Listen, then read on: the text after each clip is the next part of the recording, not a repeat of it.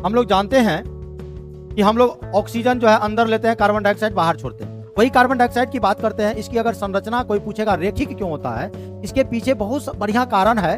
हर exam में ये question पूछा जाता है कि CO2 यानी कार्बन डाइऑक्साइड का आकार रेखिक होता है क्यों।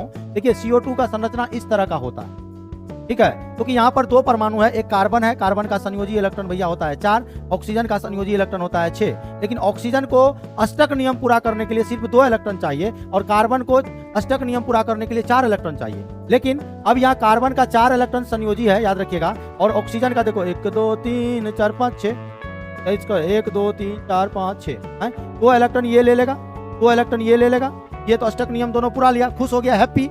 लेकिन कार्बन का तो हम दिए हैं तो हमको भी दो, ये भी ये 2 इलेक्ट्रॉन करके ले लेगा। तो कार्बन और ऑक्सीजन के बीच में 2 इलेक्ट्रॉन की साझेदारी हुआ है, इसलिए डबल बॉन्ड बनेगा। लेकिन सबसे बड़ा क्या है कि इसमें लोन पेयर इलेक्ट्रॉन उपस्थित है। देखिए कार्बन के चारों ओर सिर्फ 2 बंधन युग्म है, कोई लोन पेयर नहीं है। तो लोन पेयर नहीं है, और वैसे भी जब इसका प्रसंकरण निकालिएगा, एक सिग्मा बॉन्ड होगा, एक पाई बॉन्ड होगा, एक सिग्मा होगा, एक पाई बॉन्ड होगा, तो 2 सिग्मा बॉन्ड होगा। 2 सिग्मा बॉन्ड है तो S का एक घर मिलेगा, P का एक घर मिलेगा, तो नाम होगा sp। और जिसका प्रसंकरण sp होगा उसकी संरचना रेखिक होती है, लीनियर होता है, और लीनियर होगा तो बॉन्ड एंगल 180 डिग्री का होगा। आइए थोड़ा सा पढ़ लेते हैं क्या लिखा हुआ है कि कार्बन के चारों ओर सिर्फ 2 बंधन युग्म है, कोई लोन पेयर नहीं है, इस कारण CO2 का आकार लीनियर होता है और बंधन कोण 180 डिग्री का है।